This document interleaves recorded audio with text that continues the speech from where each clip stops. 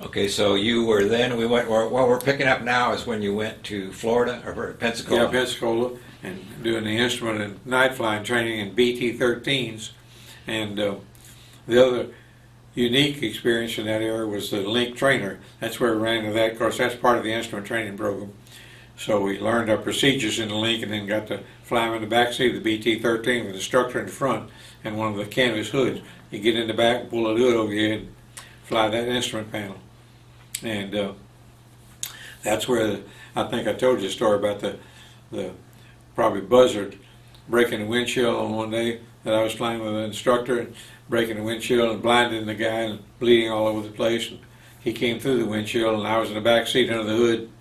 He couldn't see it all. He was yelling and screaming. I took my hood, pulled my hood back, and flew the airplane a little bit. He was in such bad shape I really didn't have any other thoughts, but that was my first landing of BT-13. Up then, just been practicing instruments. But this time that guy wasn't able to land, so I landed from the back seat. Didn't really have any trouble. He wasn't able to talk you down, you just did it cold. No, he was just yelling and screaming. I don't blame him. He was hurting pretty bad. So he had bird bones and stuff stuck in? Yeah, all over him, bird mess all over him, and cut his face, bleeding. His eyes were blinded with blood from his scalp and everything hanging down. Do you know what kind of bird it was? We assumed from what we saw it was a black buzzard, but don't know what it was for sure. But it was certainly a bad moment, but gave me an opportunity to do something worthwhile, which got us down. And then the only other thing that happened really worthy of note there was the night flying. They arranged by assigning people to airplanes, and each airplane was assigned to a stack. Here was the airport in the middle, and there was a stack on each corner, you might say, the four corners of the airport, probably 5 miles each direction. And the stack would be from one airplane at 1,000, one airplane at 2,000, one at 3, and one at 4, 5, and probably 6 and 7, depending on how many airplanes they had. They had all these stacks here, and you were assigned to this one, so you take off and go over and get 3,000 and just circle, build nighttime. That's all it takes. It wasn't very exciting at the moment, but you got used to being up in the dark and using the lights and seeing things pretty good. And I got pretty bored with that. Well, how did you feel about the BT-13? I know in magazine editorials I've seen guys who flew them say they got a bum rap. The BT-13 got a bum rap. Well, I guess if it got bad mouth, it did. It's certainly a good airplane. In most ways, it certainly did its job. They made all metal ones, and some of them had plywood panels to fill in the sides because they were so short of wood then. But it was a pretty good airplane. It had a two-position prop. You put it forward for takeoff and landing with full power. But once you got off and were climbing and got climb speed up, you pulled it all the way back, just one movement, and it ran it into high pitch, and then you'd fly there while you flew. So it worked well. It made an awful lot of noise when it was in low pitch. It was vibrator was the common name for it, one of the names for it.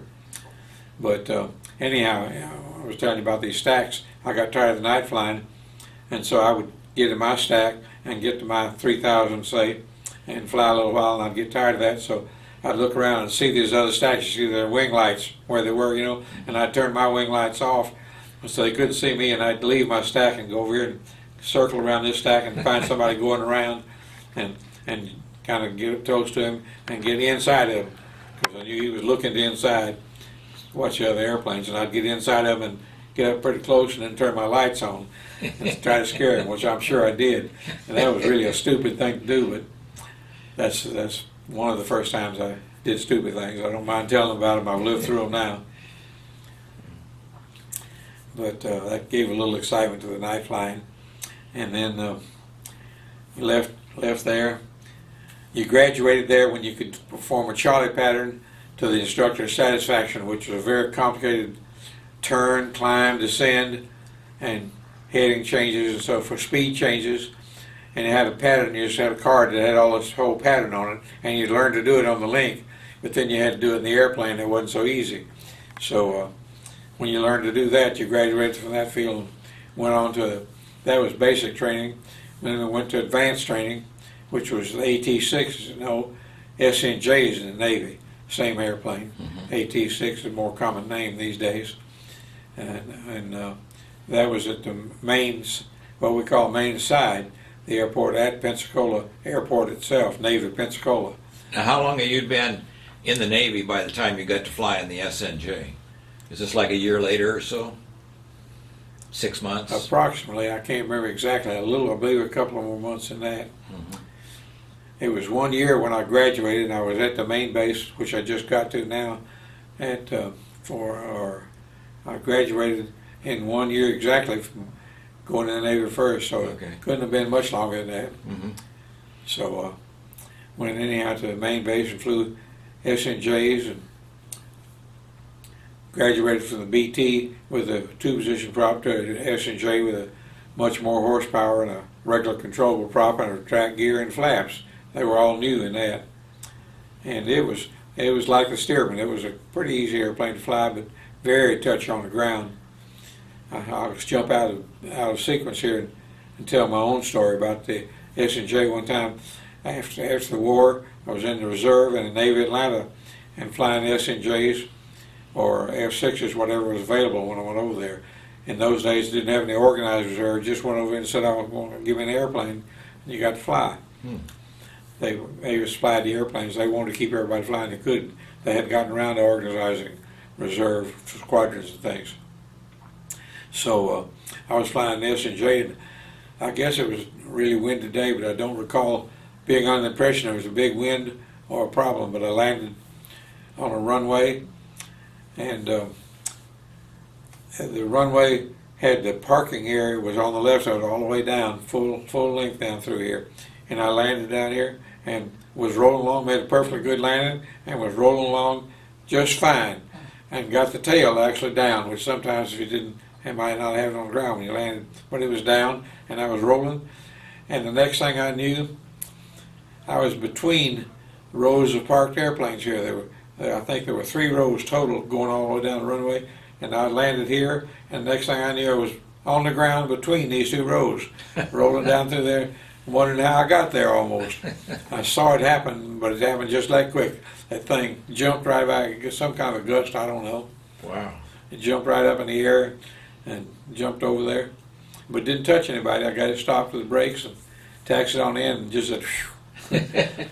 So that's a pretty touchy little airplane. A lot of people have had trouble with it one time or another, but it was a good training plane. Again, when you got through flying the SNJ, that was your last airplane before you got to operational airplanes of all kinds, multi-engine or bomber or fighter or whatever. SNJ was the last. That's only all you really learned, you might say. From then on, you had to do it. You couldn't learn it anymore. You had to do it. That's what operational was. So the SNJ was the final stage in that in Pensacola, and I had. What were you learning other than just how to fly the SNJ? Were you learning how to shoot guns or something like that? Complete curriculum for all these airplanes ever. You never wasted any time. Okay. And you got graded on the things, but in the SNJ you learned, you did some more instrument flying, you learned formation flying, you learned cross country. Navigation type things. Navigation. Did you fire weapons or do anything on that? They didn't have weapons. Some SNJs later on did, but as I recall, I can't remember that we did in that my school, but I know that it depends on the program. This year they went through, they got to shoot guns in the SNJ, and next year they didn't. I don't know how they changed things, you know. But we did whatever. The one that got me in my period in the SNJ was formation flying. I didn't have any trouble with it, but I had a good friend that I was always in line with. His name was Dolnick. He was from New Jersey. Dolnick and Dunn were in line all the time, so we became good friends. We all see each other every day, you know. And so he came back to barracks one night and all frowning and everything. Said, "I've been demoted. I've been put back to the next flight." There was a flight of, I believe, 6 that went through in groups, and he did something wrong. Oh, I know what he did. He landed, and after he landed, he pulled the wheels up. I don't know why. He just made a mistake, and so it didn't hurt the airplane much, but he got a demotion for that, and he could have got thrown out, but he didn't. So they moved him back to the next flight, and it just happened that the next flight was a bunch of British cadets. They went through in groups together, and so when he went back, they were in the formation stage, and he had to fly formation with them. I should say he got to, but as it turned out, he had to, because he didn't like. He came back after his first flight with them and started telling stories, and after a couple of flights of that, I just couldn't believe it. I sat there and I listened to that. I said, that's impossible. But he was saying the funny things, but I'll tell what he said later, because I got so interested in it, I broke Navy regulations completely. And one day he had a flight schedule and I didn't, and I went down the flight line with him and checked out a parachute. They didn't care who it was, you just checked out a parachute.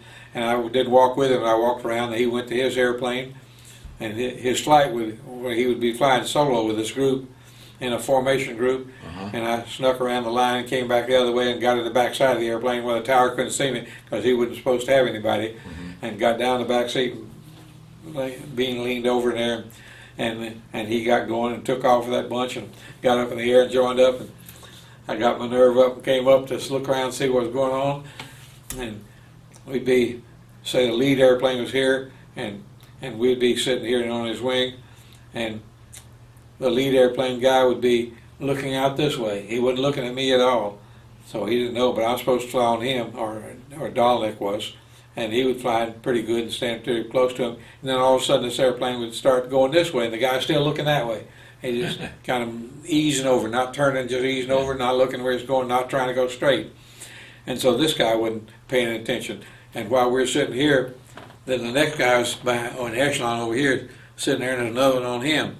And I'm looking out here, and these guys are just sliding along like this and going under like this, and this one going under him, and then this one would come up and go back, and this one come up and go back, and they're not supposed to. They're supposed to be holding position. So they weren't very good at flying formation. They weren't doing good. I don't know whether they could or not, but they were certainly careless and just not paying attention to what they're doing. I learned after the war and other reading things that by then, at that time and day, the British were scraping the bottom of the barrel to get people to take flying, and so they were obviously getting some people that weren't real qualified, and I don't think they had near the flight time we had before we got there, whatever their primary training was, that sort of thing. So they didn't have a good chance to get what they should have. Now let's do a time check here. About what year or what age were you at this point? Well, let's see. I was 18 when I went in, I think. Let's say 41. Yeah, I was 18, and so this would have been in 42. Yeah. I graduated in December 42. Okay. From Pensacola, I graduated. Okay. Got my wings. That was when you got to be official naval aviator. Interesting. You were in Pensacola when I was born. Staying busy. Yeah. Well, you were coming along. Yeah. And I guess that formation of flight and Donnick pulling his wheels up in that formation flight and getting the wings were about all I remember about Pensacola. And went from there to operational training. As we graduated there, we were allowed to choose, as they told us, what kind of airplanes we wanted to fly. And later I pretty well figured out that about 1 in 10 got what they wanted. I don't know, just by odds. I don't think anybody at the desk really looked at what you put down. They just put you where they wanted. But I put down fighters and got it. I was very fortunate, very lucky. But I also put down Marines. You had a choice of Navy or Marines. And Navy and Marine applicants, you might say, went through the same training exactly. So I put down Marines, and the reason I did that because I had seen at the University of Georgia pre-flight one day an F4U, one of the earliest ones, I'm sure, came buzzing by over out of the college, a couple hundred feet high, going as 400 miles an hour. Now, that was so exciting, I didn't breathe good for 2-3 days, I guess.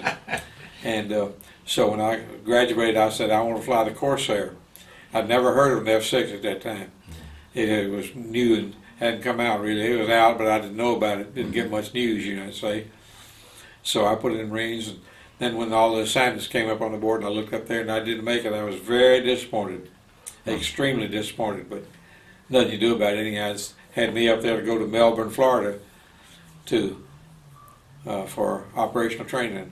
Didn't say anything about an airplane, and got down to Melbourne and walked out through the main gate onto the field and looked out on runway there, and I mean the ramp, and saw the F-6s, Cedars all around, and I was, boy, what is this? I thought I'd found something good, you know, and I did. But it was interesting that it was absolutely brand new idea. Never seen a recognition model or even heard of it, you know. Wow. So it was really a welcome sight to realize it was having a real good airplane. I had assumed, didn't get the Corsair, I'd get the F4F. I knew about the F4F. But the F6 was there, and they started flying it there in Melbourne.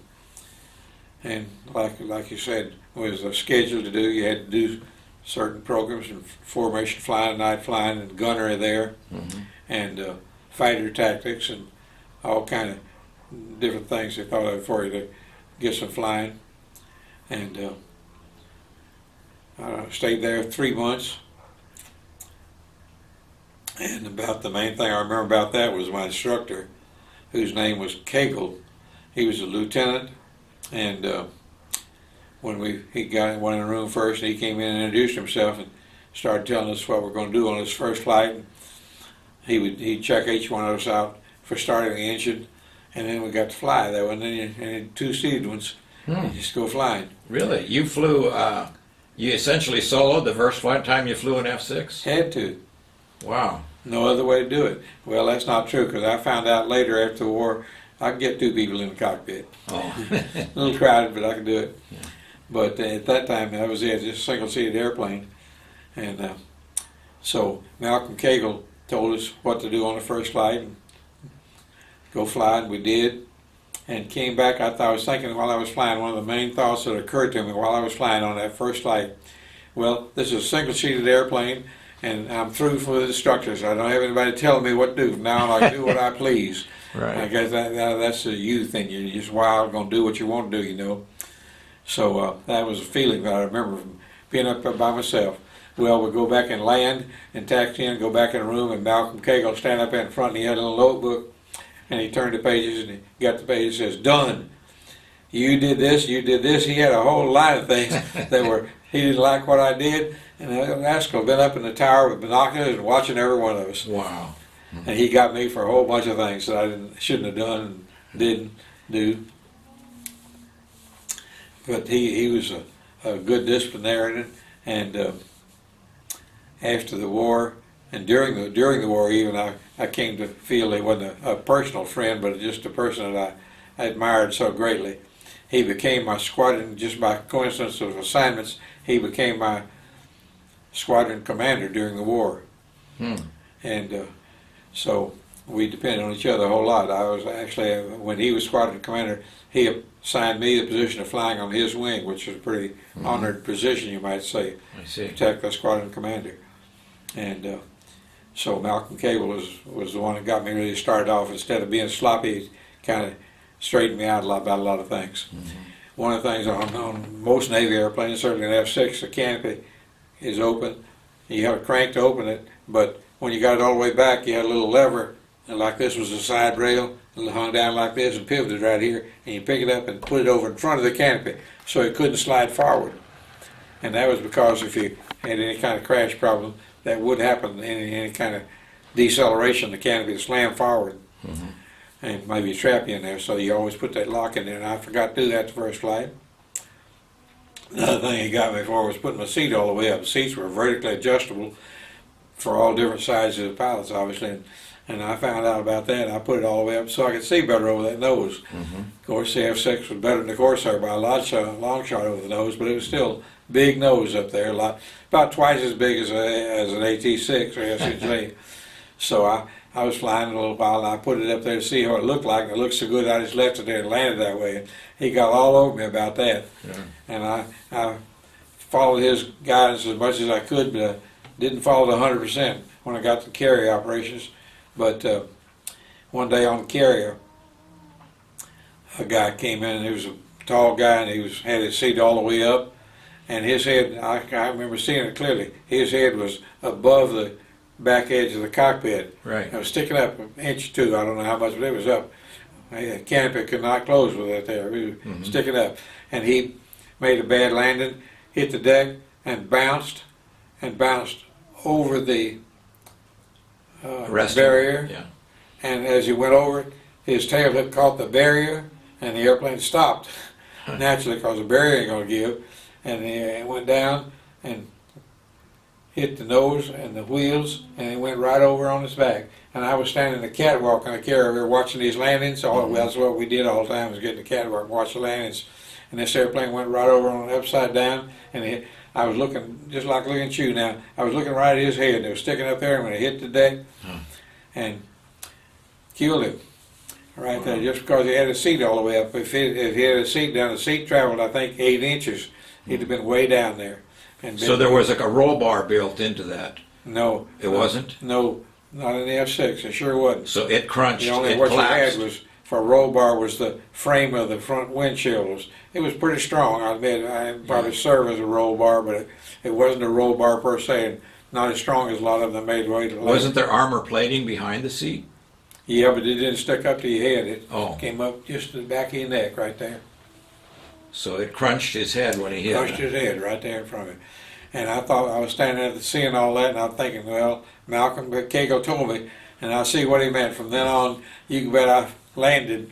I flew to put the seat up sometimes for flying, but when I landed, I put that seat down at the bottom. I found out I could land just as good as that seat down there, and I'd look over the edge of the railing out of the corner of the windshield right like that to see. But I could do it. You could do just fine if you just made up your mind that's all you're going to see. Yeah. You get by with it. So that's one thing Malcolm Cagle did for me right in the beginning, was teach me that lesson. And let's see, we're back to Melbourne now. We flew the F6 for quite a while there. And one thing I got to enjoy there was, after I completed the course there, and different people completed on different dates, and I completed fairly early and got assigned to a photographic team. The Navy had sent somebody down there and wanted to make a formation flying video movie to send around to other bases. Yeah. So here's some good formation type thing of what you're supposed to do, the signals and everything.